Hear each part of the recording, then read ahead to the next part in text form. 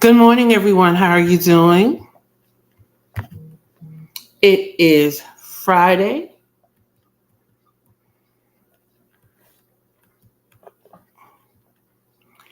and I hope you had a productive week.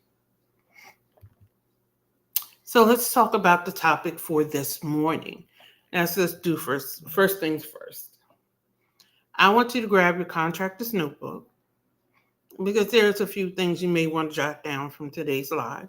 I want you to get your business partner, your management team, whomever, tag them, share this with them. Because in business, we don't grow alone. Business was never meant to be done in isolation. We do it in community. And for those of you who don't know who I am, my name is Luciana Turner. I am the founder of the LT&A Consulting Group. And we are a consulting and training firm around government contracting. But in the larger realm, we focus on strategy. We focus on taking your concepts, taking your desires, and filling in the gaps so that you can remove all the things that you say are complicated, simplify it, put you on that strategic path to stabilization so that you can become successful. That's what we do. Simple, right? So I'm Luciana Turner. I have, oh, 25 years experience in government contracting, focusing on compliance. So everything I will ever tell you is with an eye towards the audit. And I'm going to say that again. I will tell you things with the eye towards the audit. Because guess what? Everything gets audited in business and in government contracting. Everything gets audited. So today's topic was just catching up. I had spent 2 weeks in prayer and concentration, and that included no social media because I needed to focus on some things. I needed to get regrounded. I needed to get rerouted. And while I was gone for 2 weeks, 3 months of happenings happened. So that's what the title came from. As we know, our president went live Tuesday, and I talked about it on Wednesday. I did a debrief of the president's speech. And I'm telling you, there are opportunities if you know how to look, how to see them, and incorporate them in your strategic plan. Now, for those of you who say, well, I've already developed my strategic plan, I'm telling you, you need to go back and look at your plan and readjust a few things. For those of you who are hearing people say there's doom and gloom, I'm telling you, there are opportunities. For those who understand history, the greatest transference of wealth occurred during economic upheaval. I will say it again. The greatest transfer of wealth occurred during economic upheaval. So my question to you is, will the wealth transfer to you or from you? I'm going to ask the question again. Will the wealth transfer to you or from you? And before you answer the question, the basis of your answer is based upon how you absorb the information you're hearing. Now, on Tuesday evening, our president said he has issued over 100 executive orders in his first 43 days. 143 days. And some of the executive orders that are being enforced aren't even his. They're from the last administration. The return to work order was actually issued by President Biden. He's just enforcing it. The help for farmers that's getting ready to come out was actually a part of the $1 trillion budget package issued by President Biden in his first year of office. I discussed it in my masterclass when Biden first was elected. So my question is, how are you digesting the information, or do you have indigestion? There's a lot of information flowing around here, and you have to be mindful of where you are obtaining it from. Because there are those who, now this is not a political post, who are so wrapped up in partisanship, they're spewing information that is skirting. I mean, they're riding a fine line. And then some of the information they're saying, it may be true, but this is our president for the next 4 years. So what are you going to do? You have a business that must operate and grow in the next 4 years, and he's not going anywhere. Contrary to what they may be saying, he's not going anywhere. So how are you going to scale your business in the next 4 years? Are you going to spend time hiding? Or are you going to spend time stabilizing and growing? Those are the questions you need to ask yourself. As a decision maker in your company, and every decision you make affects your bottom line, and your bottom line is revenue. Your bottom line is, how am I going to pay my staff? How am I going to win the next contract? Anybody, now I see a lot of posts running around about generic proposals. I've been talking about that for years. In fact, I'm going to start re-airing some of my old episodes where I've been talking about hello beautiful proposals for the longest. Anybody who's been following me for years know I've been saying certifications are okay, but if that's all you're relying on, you're doing yourself a disservice and nobody's going to want to work with you. Now we're sitting here in a time where certifications, depending on the certification, may be at risk. Now, I'm going to go here.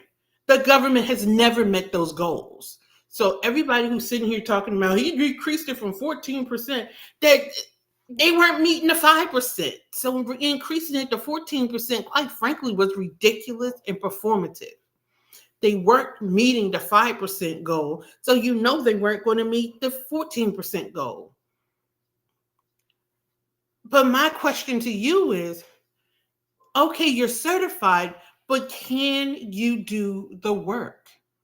You're certified, but what makes you the standout rock star superstar? What makes you the person they're supposed to give the work to? What makes you the person that they even want to know who you are? And I'm going to say it one more time.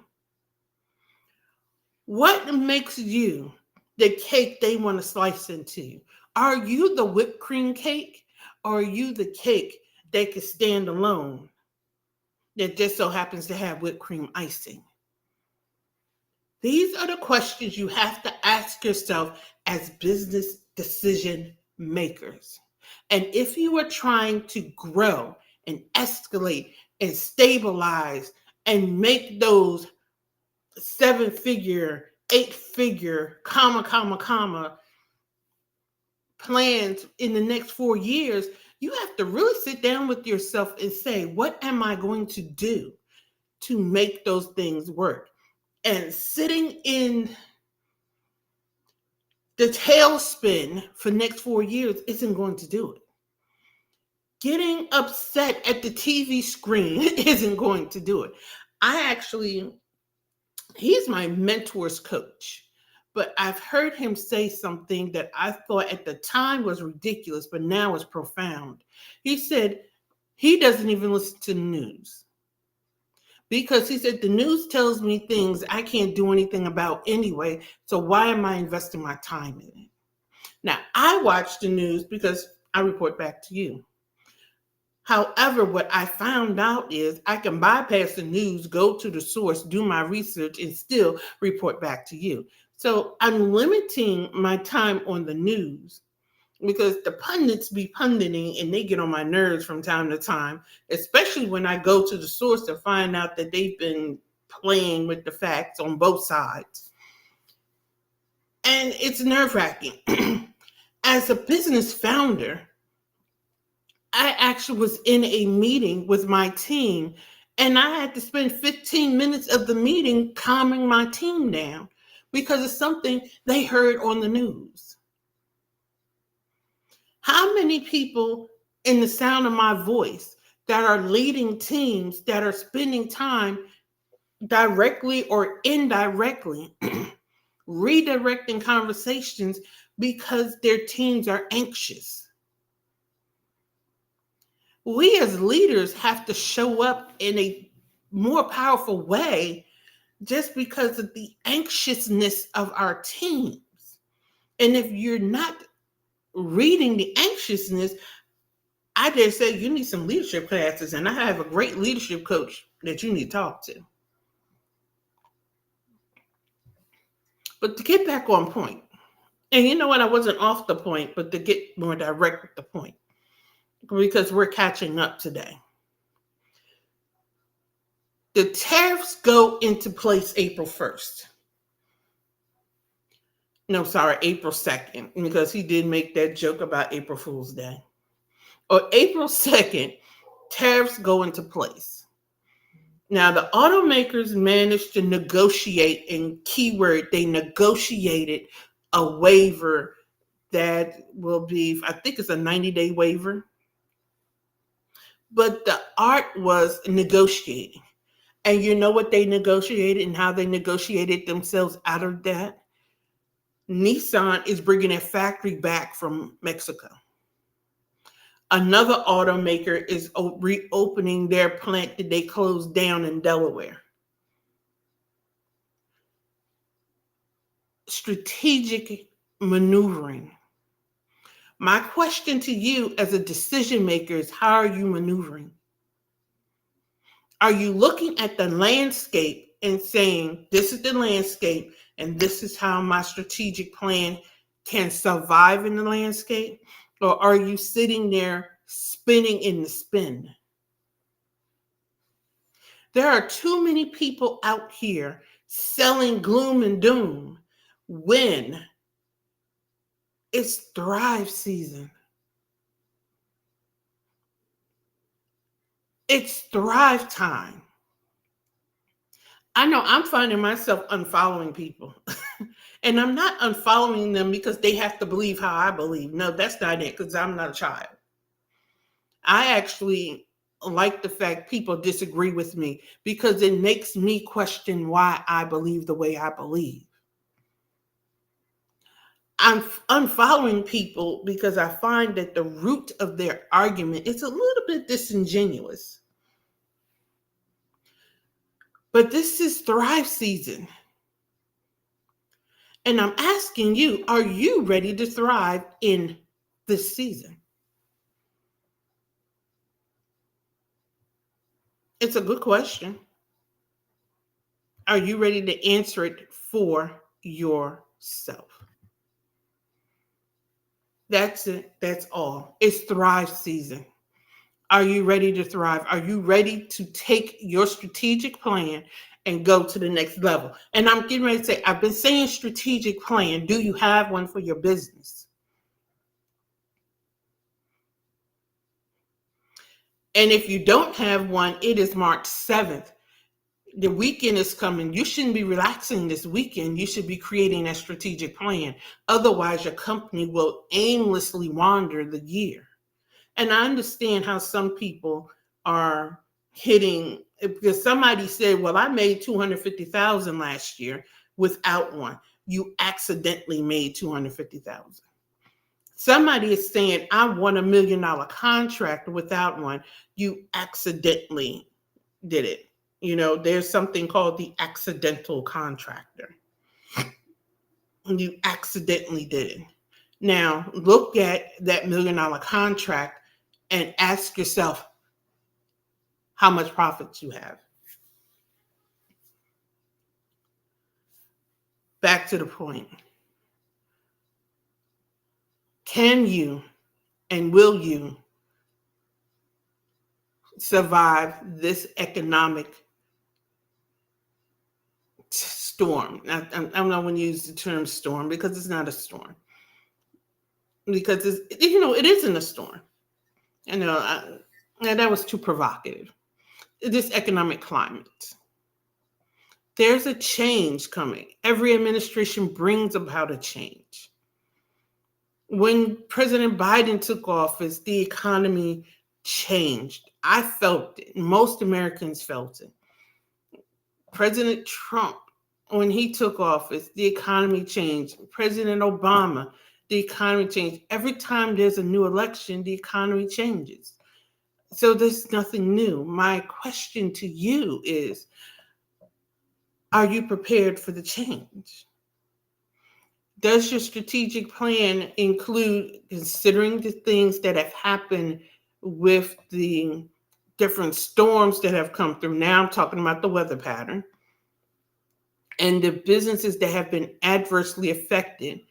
Do you have a plan in place for if there's a fire in the area where you're conducting business, a flood in the area you're conducting business? Do you have a continuity plan? That should be in your strategic plan. And most of you under the sound of my voice is saying no.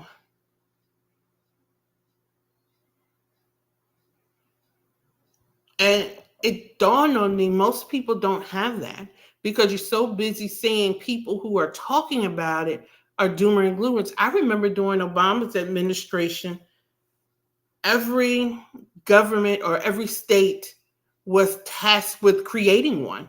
That was an RFP. We see how well that went. But because when COVID hit, people scrambled. However, if it had been in place, people would have thrived. The economies would have thrived. There wouldn't have been such panic. Now we're in 2025, and I'm asking the question of my business founders, of my decision makers listening to me. Do you have a continuity plan? And if you don't, and you don't know where to start, I dare say you need to get on my calendar and we need to talk about it.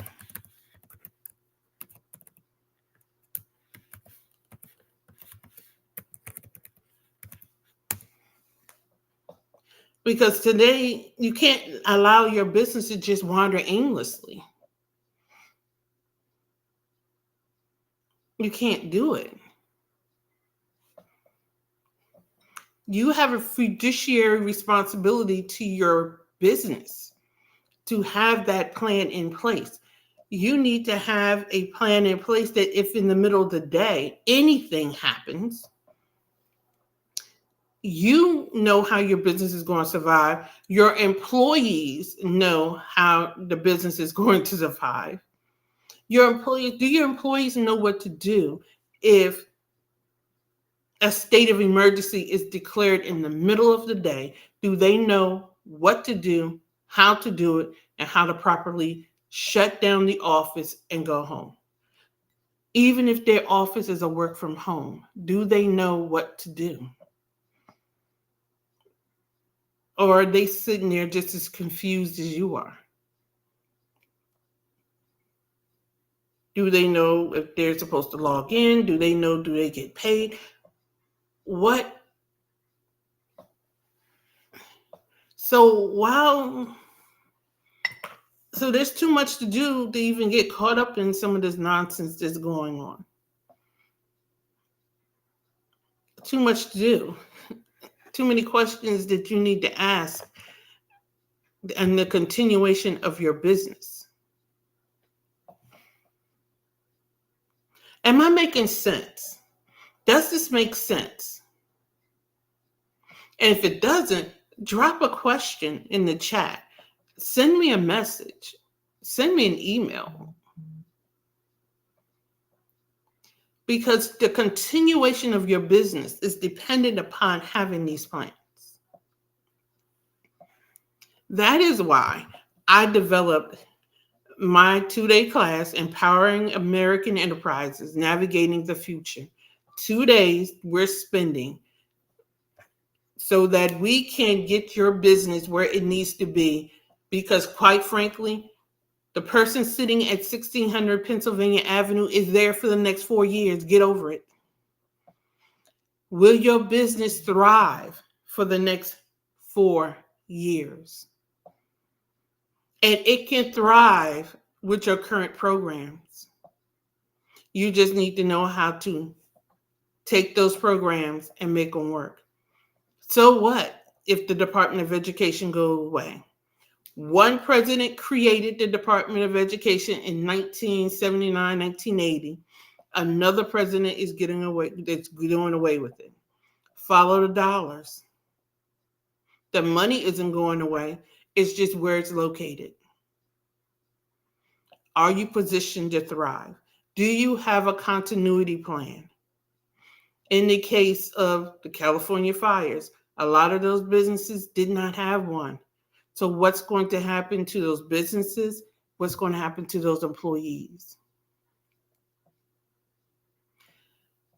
A lot of those companies in Asheville, what happened to those employees? What happened to those businesses? I'm not here to talk about gloom and doom.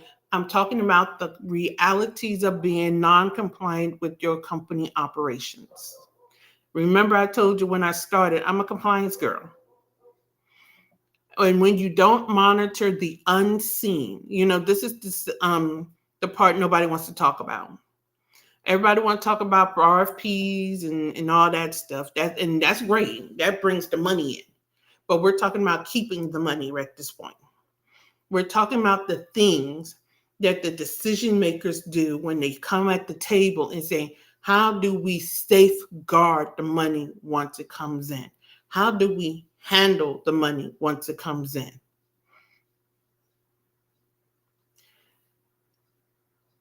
Turn the news off and focus on a strategic plan that will allow you to navigate the current environment.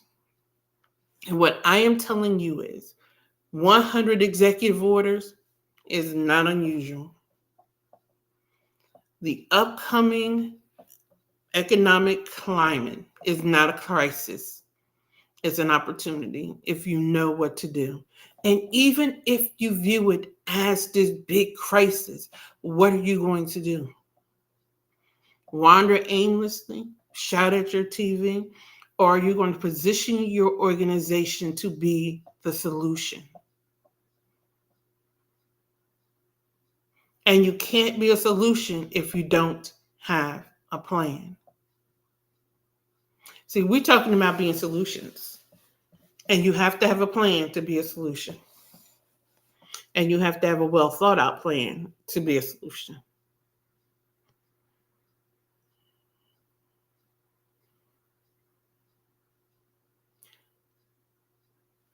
Join me in the room so we could create a solution, so we can make you a solution. I'm about people who want to be solutions. I'm about people who want to take their companies to the next level. And those people are solutions. When they walk in the room, solutions walk in the room. Answer walks in the room when they walk in the room. So if you want to be the solution to whatever problem there is, you'll be in the room on those 2 days, April 30th and May 1st. And we're going to make sure that you are one of the American enterprises that thrives during the next 4 years. Keep in mind that the Department of Labor told us, I believe it was 10 years ago at this point, that the American labor force was going to need to upskill by the year 2030. Well, we're at 2025. And everything that was discussed Tuesday night and everything coming up to the point that we're standing at now requires upskilling. Why do you think the labor force needs upskilling and your business doesn't? It's that simple.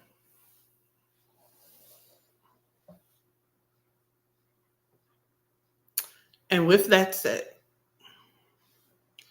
join me Monday, 8 a.m. I'm going live with What's New at AM LT&A.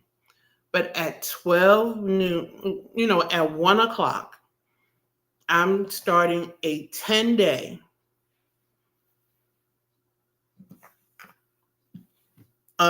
excuse me. I'm sorry. I got distracted by a message. I'm starting a 10-day webinar series beginning Monday, 10 straight day, 1 o'clock, going live on LinkedIn, YouTube, and my Facebook group. And we're talking about Compliance Unlocked, your gateway to government contracting success.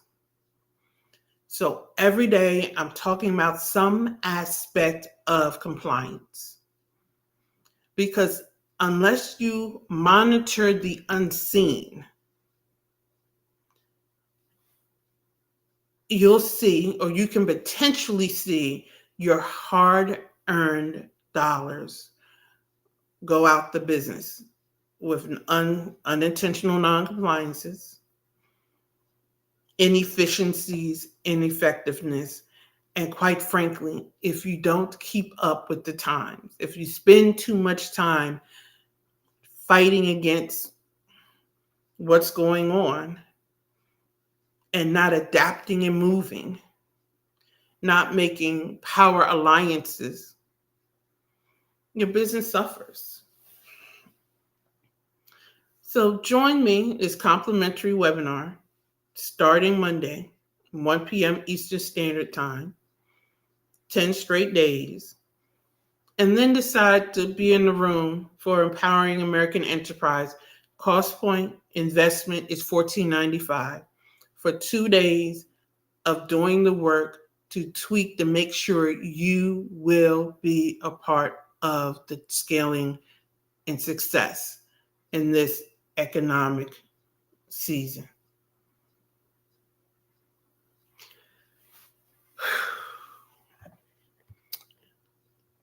With that, have an amazing day, because I have a training I need to get to. And somebody said, you have a training? Yes, I have a training. I keep my skills up leveled. I make sure that I stay current and my skills stay up leveled. And everybody that you listen to should keep their skills up leveled too. So have an amazing day. And I'll see you guys on Monday.